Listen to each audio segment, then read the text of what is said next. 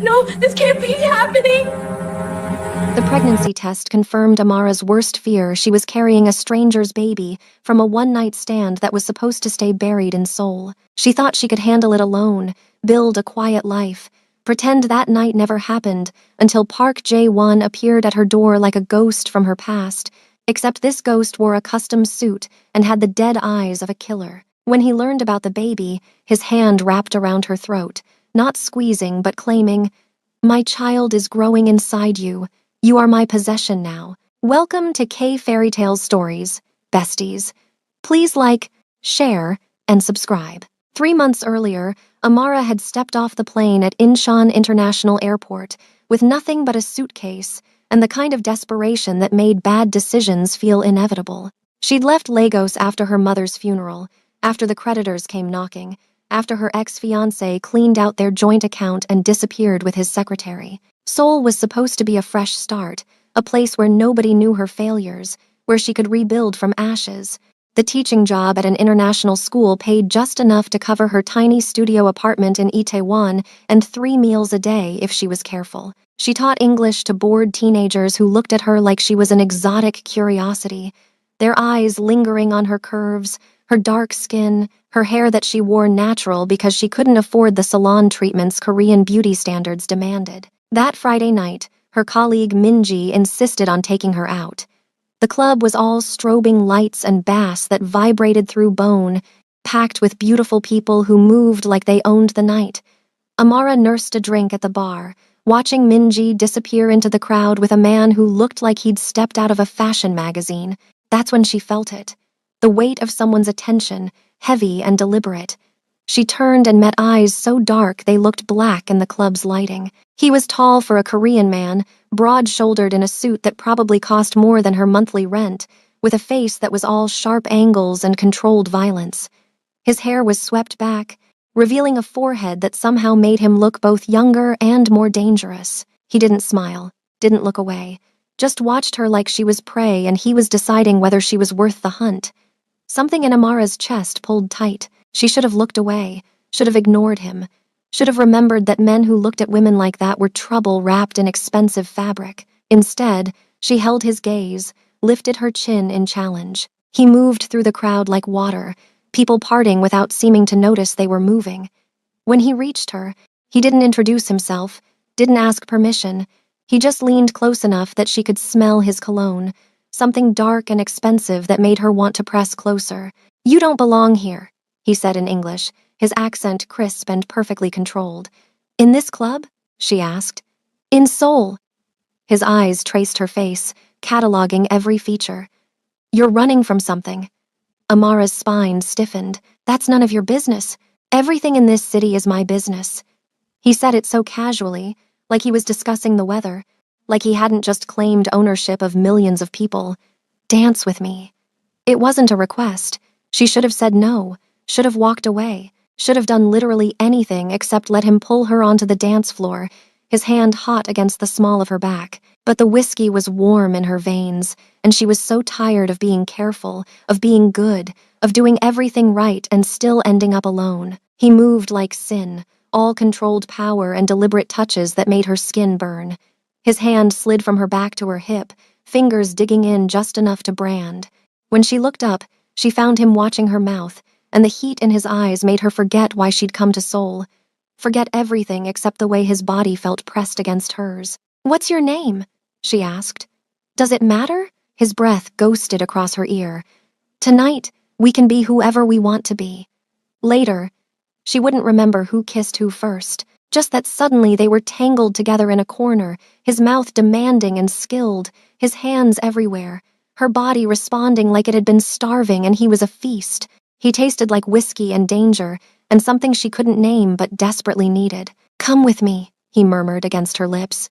Every rational thought screamed no. Every instinct she'd honed through 26 years of life told her this man was dangerous, that whatever happened next would change everything. But grief and loneliness and too much alcohol made her stupid, made her nod, made her follow him out of the club into a black car that probably cost more than her annual salary. His penthouse overlooked the Han River, all floor-to-ceiling windows and modern furniture that looked like it belonged in a museum.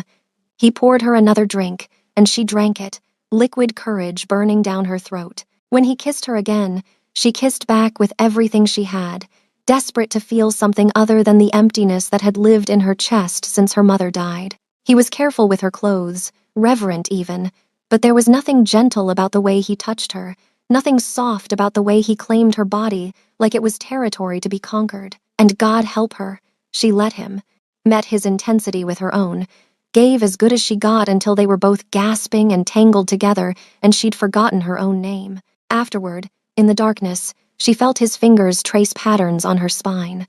For a moment, she thought he might say something, might ask her to stay. Instead, he just pulled her closer, and she fell asleep listening to his heartbeat, steady and sure against her cheek. When she woke, he was gone. No note, no number, just her clothes folded neatly on a chair and a black credit card on the nightstand with more money than she'd make in 6 months. The shame hit her like a fist. She'd slept with a stranger, taken his money like she was something to be paid for, and she didn't even know his name. She left the card, dressed quickly, and slipped out of the penthouse like a thief. She spent the next 3 weeks trying to forget, burying herself in work, in lesson plans, in anything that kept her mind from drifting back to dark eyes and skilled hands, and the way he'd looked at her like she was something precious and profane all at once. Then her period didn't come. The first test was positive, so was the second, and the third. She sat on her bathroom floor and cried, not because she didn't want the baby, but because she had no idea how to find the father. And even if she did, what would she say? That she'd been irresponsible enough to sleep with a stranger without protection? That she'd been desperate enough to accept his money like payment? She'd figure it out. She always did. She'd raise this baby alone, love it enough for 2 parents, build a life from nothing the way her mother had. She didn't need him, didn't need anyone. 2 weeks later, he was standing at her apartment door. Amara froze, her hand on the doorknob, staring at Park Jae-won like he was a hallucination. He looked exactly as she remembered, all sharp edges and controlled violence in another expensive suit, except now his eyes were cold, calculating, completely void of the heat she'd seen that night. "How did you find me?" Her voice came out smaller than she'd intended. "I own half of Seoul," he said, like that explained everything. "Did you really think I wouldn't know where you went?" He pushed past her into the apartment, and she was too shocked to stop him.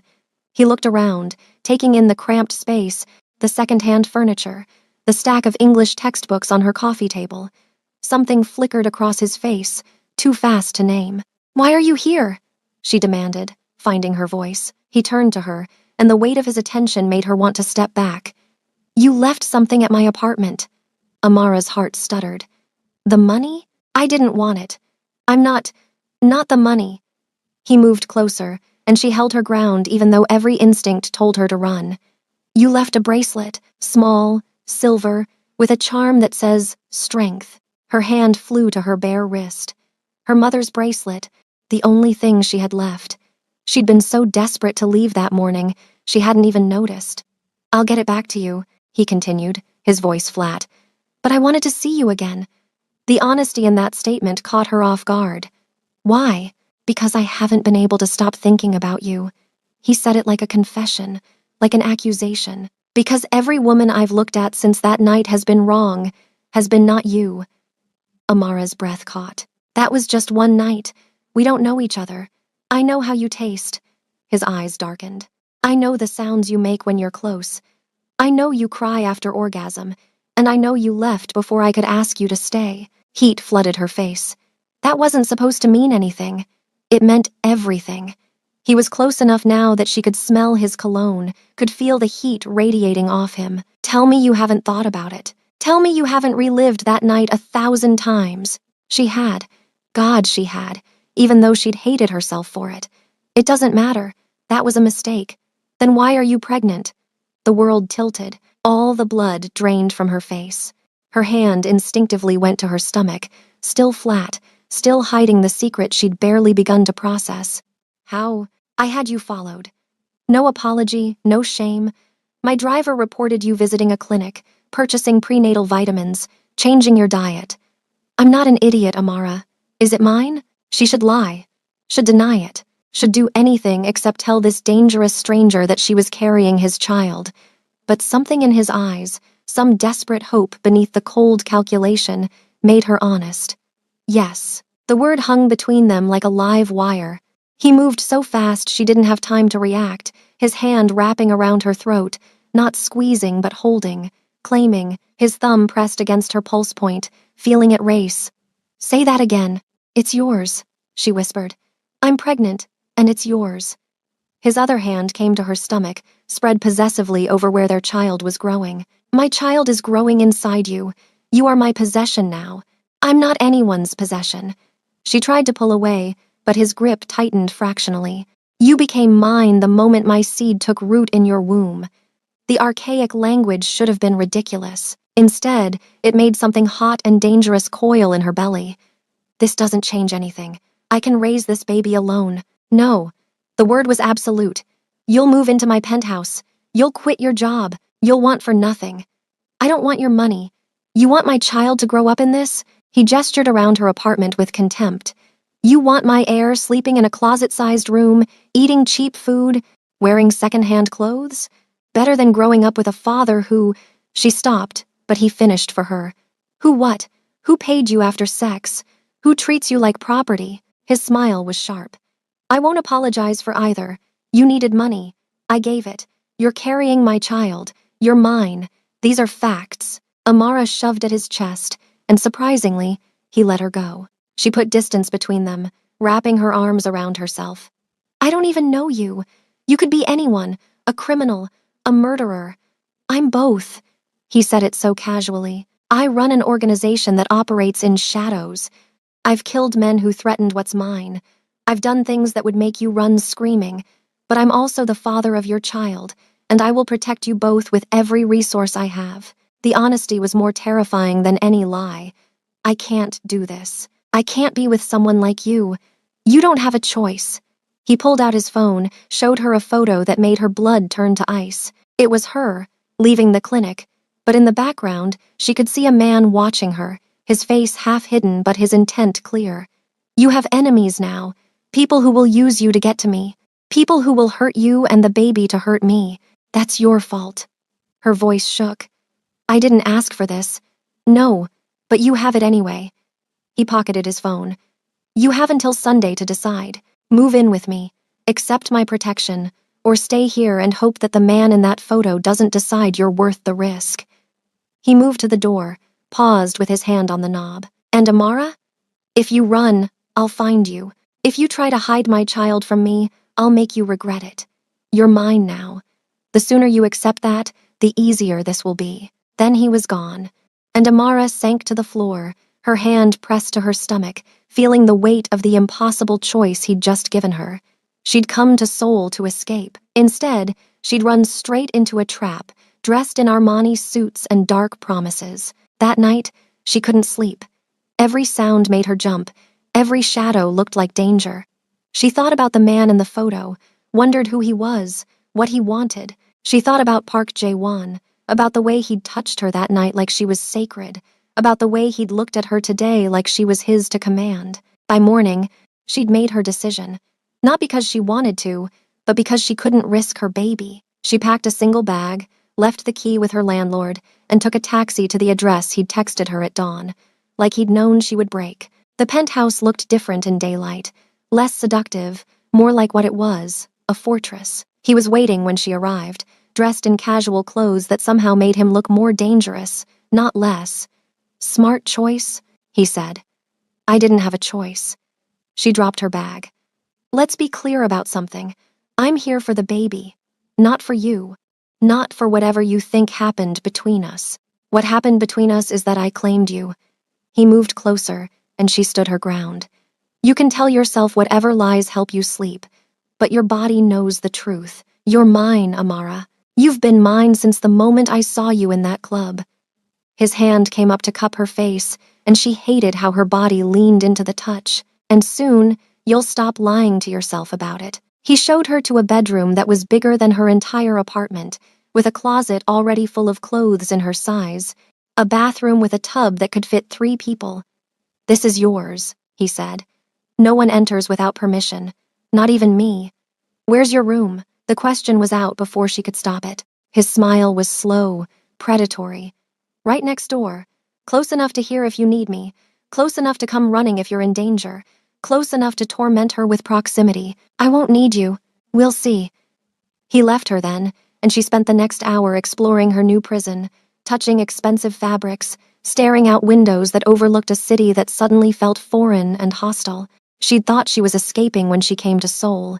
Instead, she'd just traded one cage for another, except this cage had a jailer who looked at her like she was oxygen, and he was suffocating. The first week was an education in how the other half lived.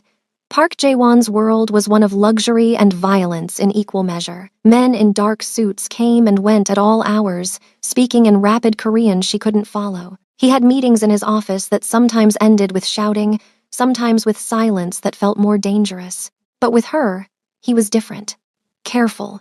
He made sure she ate 3 meals a day, hired a personal chef who could cook both Korean and Nigerian food. He brought her prenatal vitamins every morning, watched her take them like he didn't trust her to remember. He had a doctor come to the penthouse, a woman who examined her gently and confirmed the baby was healthy, growing right on schedule. "You're 8 weeks along, doctor," Kim said in perfect English.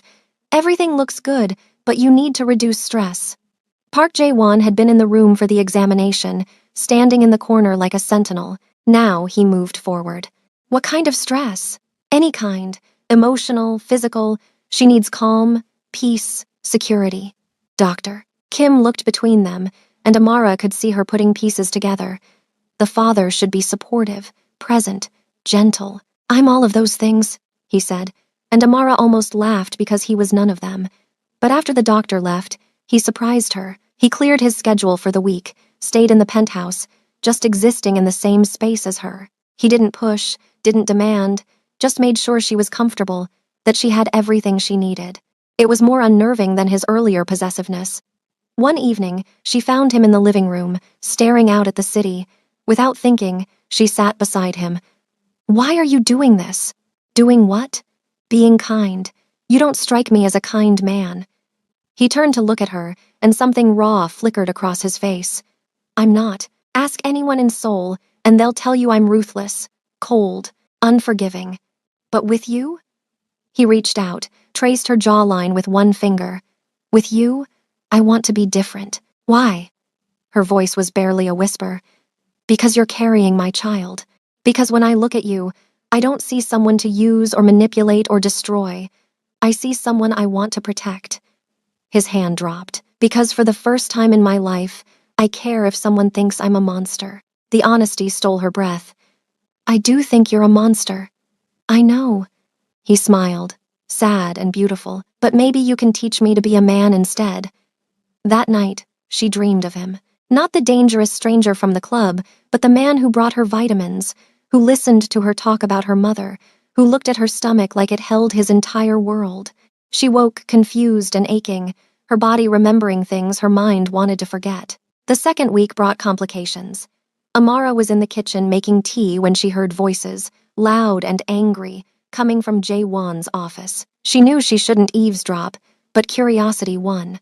She crept closer, pressed against the wall. "You're compromised." An older man's voice, harsh with disapproval. "This woman, this baby, they make you weak. They make me stronger." Jae-won's voice was steel. "I have something to protect now, something worth fighting for. You have an organization to protect. Hundreds of men depending on you, and you're risking everything for a woman you barely know. She's carrying my heir. Then take the child when it's born, pay her off. Send her back to whatever country she crawled from." The contempt in those words made Amara's hands clench. "But don't marry her. Don't let her destroy everything you've built. I'll marry her whenever I please." Jae-won's voice dropped. "Dangerous. And if you question my decisions again, you'll find yourself replaced." "She stays. The baby stays. This is not negotiable." Silence. Then footsteps.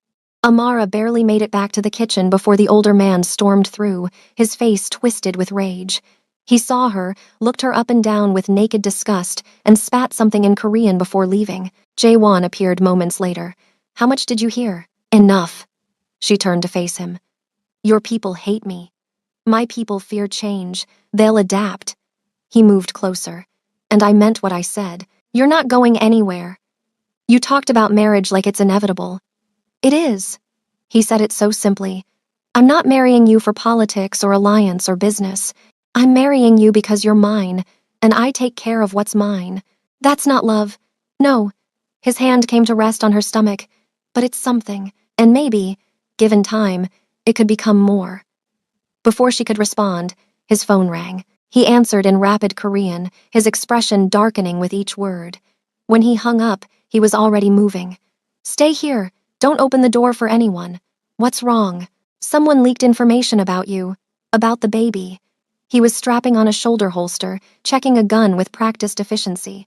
I need to handle this before it becomes a problem. Handle it how? But he was already gone, and she was alone in the penthouse, wondering what kind of man she'd tied herself to, what kind of father their child would have. Hours passed. She tried to read, to watch television, to do anything except imagine worst-case scenarios. When she finally heard the door open, she rushed to the entrance, then stopped dead. Jaewon's suit was splattered with blood. His knuckles were split and bleeding, but his face was calm, almost serene. Is that your blood? She asked. Some of it. He moved past her toward the bathroom. The leak has been handled. Handled meaning what? She followed him, watched as he began to strip off his ruined clothes. Meaning the man who sold information about you will never speak again. You killed him. Yes. He said it like he'd commented on the weather. He put you and my child at risk. That's a death sentence in my world. Amara should have been horrified, should have run screaming. Instead, she found herself reaching for the first aid kit, pulling out antiseptic and bandages. Sit. He obeyed, and she began cleaning his hands, her touch gentle despite her churning emotions. This is who I am, he said quietly. I won't apologize for protecting you. I'm not asking you to. She focused on his knuckles, on the split skin and bruising. But I need to know, is this going to be my life now? Violence and danger and constantly looking over my shoulder? As long as you're with me, yes. His free hand came to her chin, tilted her face up. But I promise you this, no one will ever hurt you. No one will ever take our child from us. I'll burn this entire city down before I let that happen. The vow should have terrified her. Instead, it made her feel safe in a way she hadn't since her mother died. She finished bandaging his hands, but didn't step away. You're insane. About you? Absolutely. He pulled her closer, until she was standing between his legs, his hands on her hips. Tell me you don't feel it. This pull between us. Tell me I'm alone in this. She couldn't, because she did feel it, had felt it since that first night, this inexorable gravity dragging her toward him despite every rational reason to run. It's just chemistry, physical attraction. Then why does my chest hurt when you're not in the room? His voice was raw. Why do I wake up reaching for you? Why do I check on you 3 times a night to make sure you're still breathing? Because you're obsessed. Yes, he didn't deny it. But obsession doesn't explain why I want to know your favorite color, your childhood dreams, the way you take your tea. Obsession doesn't explain why I read to you while you sleep, why I've memorized the way you hum when you're cooking. Amara's breath caught. You read to me? Every night. You sleep so deeply you never notice. His thumb stroked her hip through her clothes. I read because my mother read to me when I was young, before she died. I want our child to know my voice, to associate it with safety and love. The image of this dangerous man reading bedtime stories to her sleeping form, to their unborn child, cracked something open in her chest. What do you read? Korean folktales, stories about tigers and rabbits and clever girls who save kingdoms. His smile was soft. Our child will be half Korean, half Nigerian. I want them to know both worlds, to be proud of both. You've thought about this. I think about nothing else. He pulled her closer still, until she had to brace her hands on his bare shoulders. You think I'm a monster, and you're right. But for you, for this baby, I'm trying to be something better. Give me a chance to prove it. How? Stay. Not because I'm forcing you, but because you choose to. Let me show you who I can be when I have something worth being better for. His forehead touched hers. Let me love you, even if you can't love me back. The word love hung between them, too big and dangerous. She should deny it, should push him away, should remember that this man had killed today, would kill again. Instead, she kissed him. It started gentle, questioning. But within seconds, it ignited into something desperate. His hands tangled in her hair, angling her head for better access. She climbed into his lap, straddling him, feeling his immediate response. When they finally broke apart, both breathing hard, his eyes were black with want. Amara. Her name was a plea and a warning. Tell me to stop. Don't stop. She kissed him again. Don't you dare stop. He stood, lifting her easily, and carried her to his bedroom. The last coherent thought she had was that she was making another mistake, another stupid decision that would change everything. Then his mouth was on her skin, and she stopped thinking entirely. Afterward, in the darkness, she felt his hand trace patterns on her stomach, protective and possessive. I wasn't careful, he said quietly. But you're already pregnant, so that's not the point. She turned to face him. We can't keep doing this. This isn't a relationship. This is everything. He cut her off. Stop lying to yourself. Stop pretending you don't feel this. Feel what? Lust? Physical attraction? Love. The word was a bomb detonating between them. You're falling in love with me, just like I'm falling in love with you. And it terrifies you because you didn't plan for this, didn't want to care about the man who got you pregnant and complicated your entire life. You don't love me. Her voice shook. You love the idea of me, of having a family, of having something that's yours. I love how you hum when you cook. I love how you bite your lip when you're concentrating. I love how you defend me even when you don't want to, how you see humanity in me when everyone else sees a monster. His hand came to her face. I love that you're carrying my child. Yes, but I'd love you even if you weren't. I loved you from that first night, when you looked at me like I was dangerous and chose me anyway. Tears burned her eyes.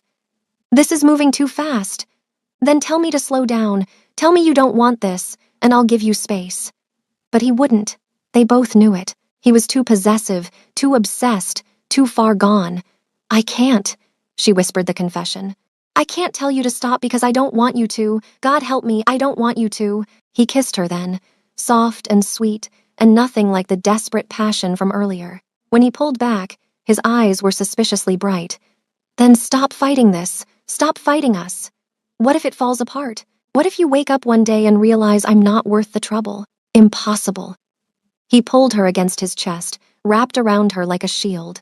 You're the most valuable thing I've ever had, more precious than my empire, my money, my life. If it falls apart, it won't be because I stopped wanting you.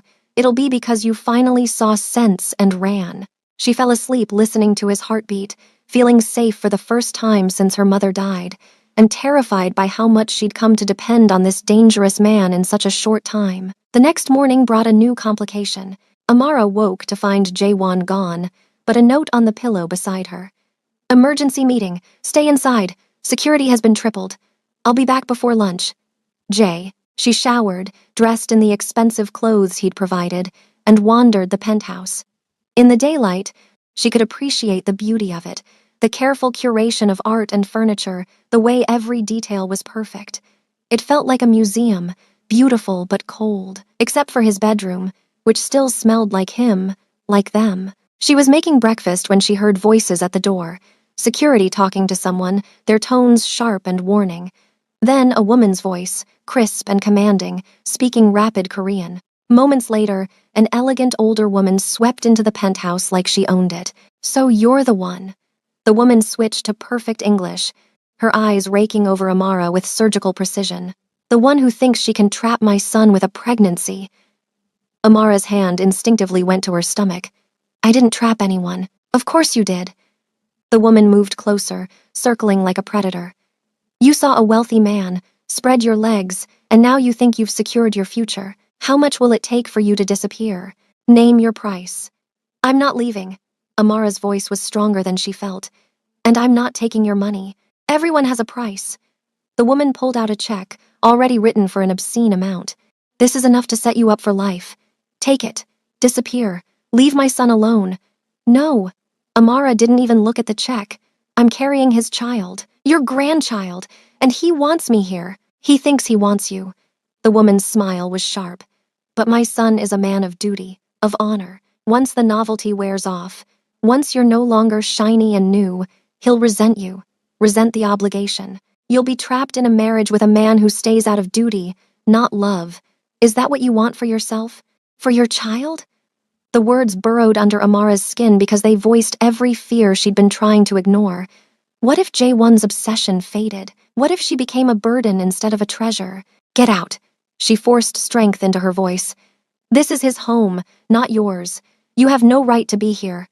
I have every right. I'm his mother, and I'm the mother of his child. Amara stood taller, which means we're going to be in each other's lives whether you like it or not. So you can accept that and try to be civil, or you can leave and he'll never forgive you. Your choice. The standoff lasted 3 seconds that felt like hours. Then the door opened and Jaewon stormed in, his face a mask of controlled fury. Mother, leave. Now. His mother's expression didn't change. I was just getting to know your friend. She's not my friend. She's my fiancé. And if you ever speak to her like that again, if you ever come here uninvited again, I will cut you off completely. Do you understand me? You don't mean that. Test me. His voice dropped to something dangerous. I've killed men for less. Don't think blood will protect you if you threaten what's mine. His mother looked between them, seemed to realize he was serious, and swept out without another word. The second the door closed, Jaewon turned to Amara. Are you all right? Did she hurt you? I'm fine, but her hands were shaking. She said I trapped you, that once the novelty wears off, you'll resent me. He pulled her into his arms, held her so tight she could barely breathe. My mother is a bitter woman who's never forgiven my father for dying and leaving her alone. She wants me to be as miserable as she is. He pulled back to look at her. But I'm not my father, and you're not my mother. What we have is different. Is it? Or are we just two broken people clinging to each other because we're afraid to be alone? Maybe we started that way. His hand came to her face. But it's becoming something real, something worth fighting for. Do you feel it? She did. God help her. She did. Yes, then trust it. Trust me. Trust that when I say you're mine, I mean forever. Not just until the baby is born, not just until I get bored, but forever. He kissed her forehead.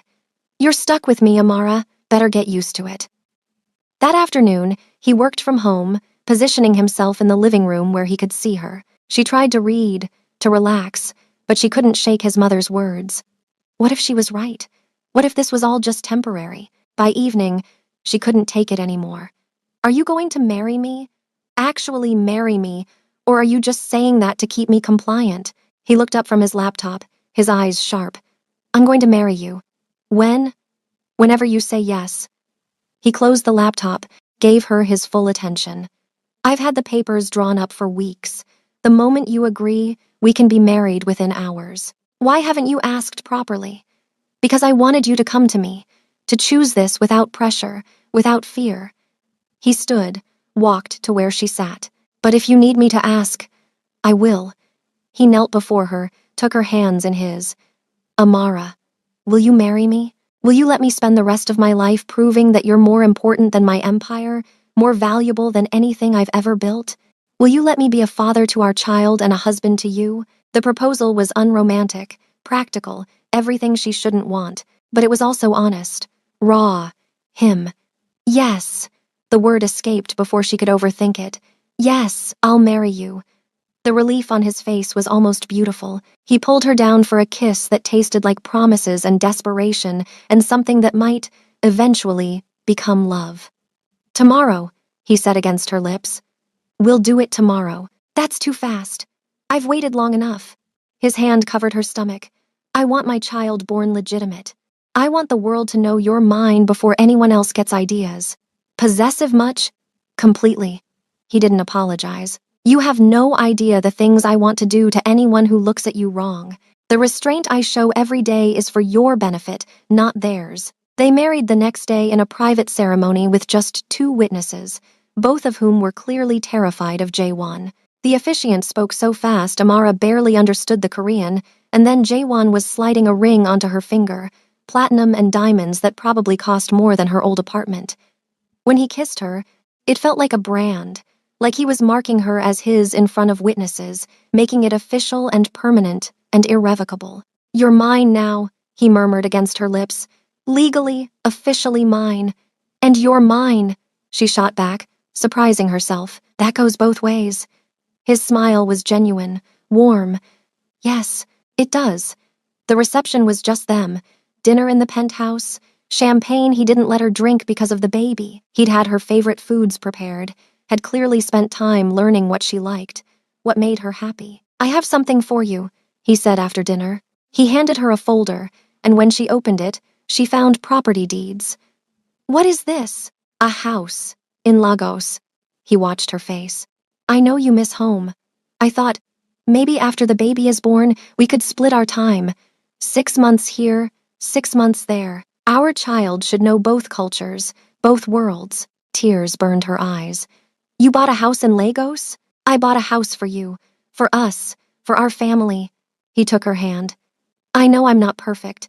I know my world is violent and dangerous. But I'm trying. Amara, I'm trying to be the man you deserve.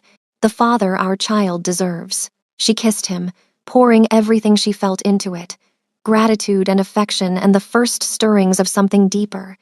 When they made love that night, it was different, slower, more tender, with his hands on her stomach and his lips murmuring promises in Korean that she didn't understand but felt in her bones. Afterward, wrapped in his arms, she finally said the words that had been building for weeks. I think I'm falling in love with you. He went still, then pulled her impossibly closer. Say it again. I'm falling in love with you. Not because of the money or the security or even the baby, but because of who you are when it's just us. Because you read to me when I sleep. Because you kill for me and then bandage your hands so I don't have to see the damage. I love you. His voice cracked. I've loved you since that first night, and I'll love you until I die. You're everything, Amara. Everything I didn't know I needed. They lay like that for hours, neither sleeping, just existing in the certainty of what they'd found. For the first time since her mother's death, Amara felt like she was home. Not in a place, but in a person. The peace lasted exactly 2 days. Amara was at a prenatal appointment with Dr. Kim, Jaewon beside her watching the ultrasound screen like it held the secrets of the universe. When his phone rang, he ignored it. It rang again. And again.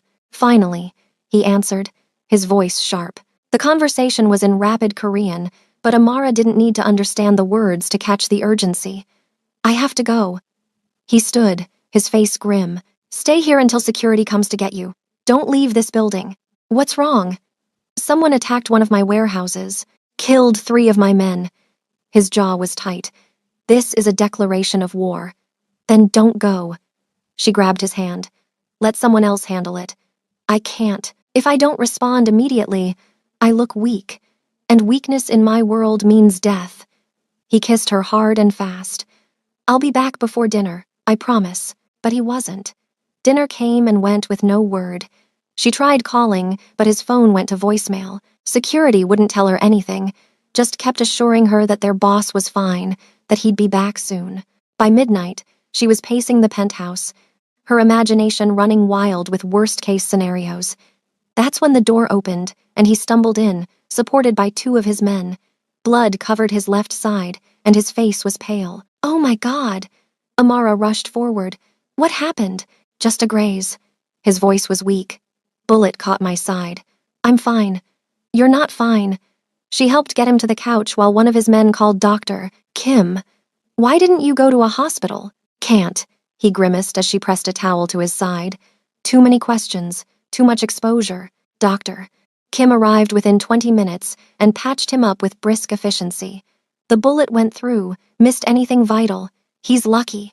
She looked at Amara. But he needs rest, no stress, and someone to watch for infection. After the doctor left, Amara helped him to bed, her hands gentle despite her racing heart. You promised you'd be back for dinner. I'm sorry. He caught her hand. The situation was worse than I thought. Our rivals are making a move, trying to take territory while they think I'm distracted with you and the baby. Then give it to them. The words burst out. Give them whatever they want. Just stop putting yourself in danger. I can't do that. His voice was firm despite the pain. If I show weakness now, they'll come after everything I have, including you. I don't care about the empire.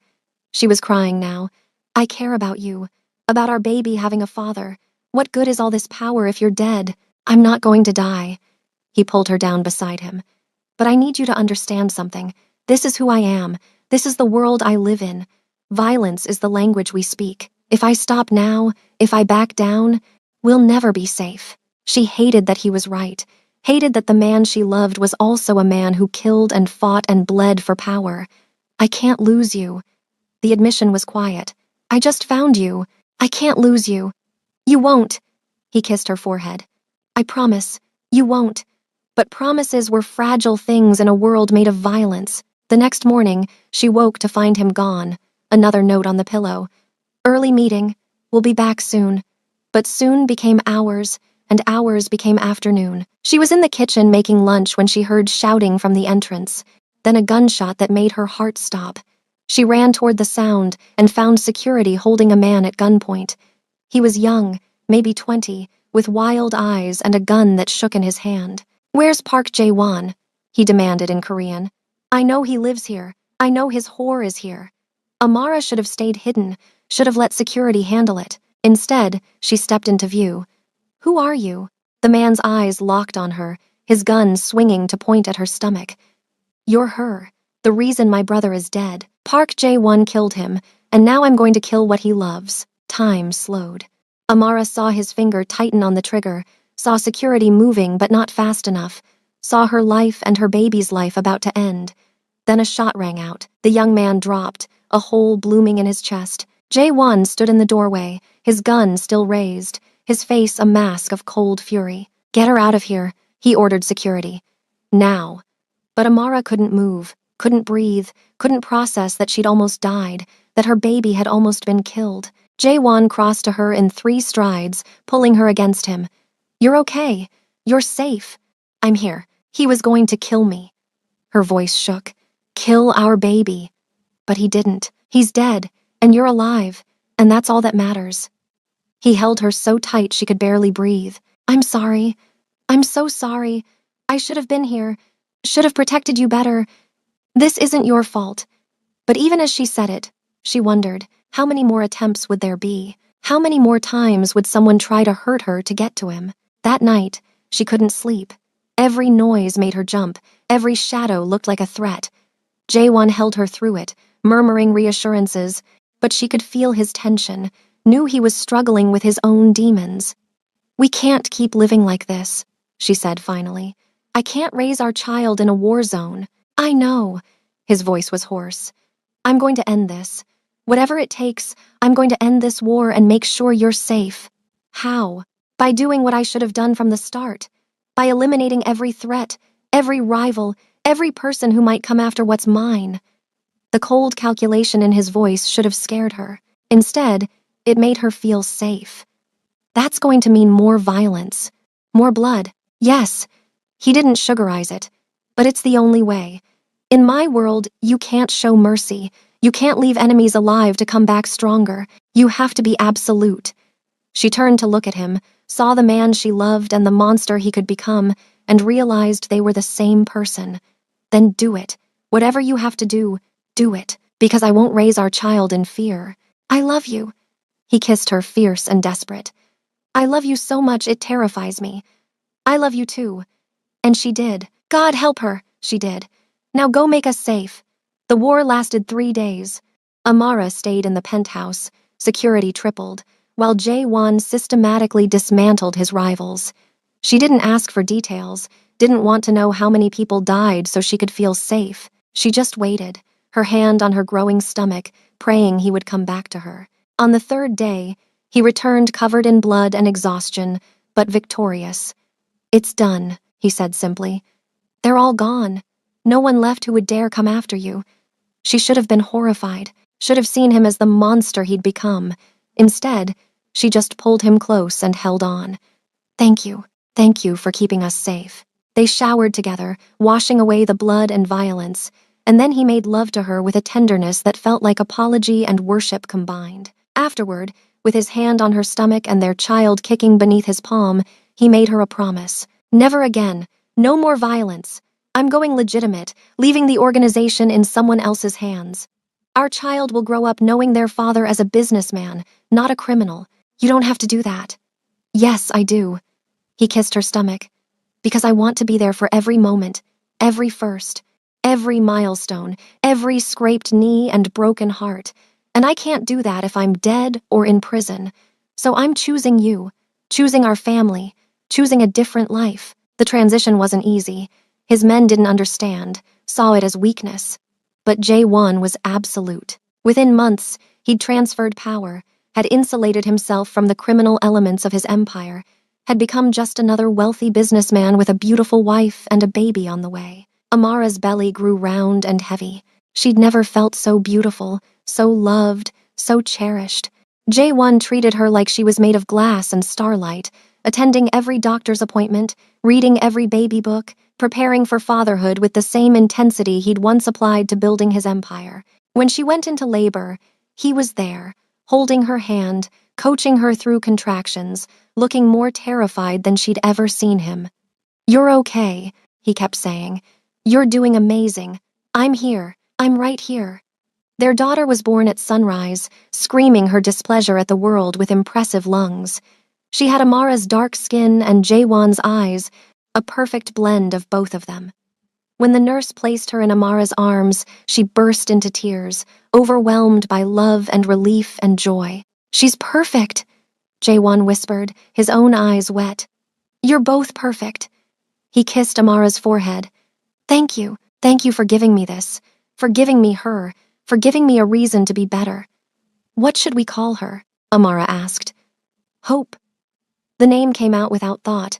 "Because that's what she is. Our hope for a better future. Hope Park." J1 tested the name, smiled. "I like it."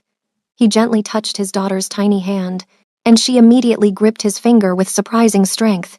"She's strong, like her mother." They stayed like that for hours, just the three of them, a family forged from violence and desperation and unexpected love. And in that hospital room, with their daughter between them, Amara finally felt like she'd found what she'd been searching for when she came to Seoul. Not escape, but home. Not safety, but belonging. Not just survival, but a reason to live. "I love you," she told J1. "I know that makes me insane, that I should have run the moment you showed up at my door. But I'm glad I didn't. I'm glad I stayed. I'm glad you stayed too."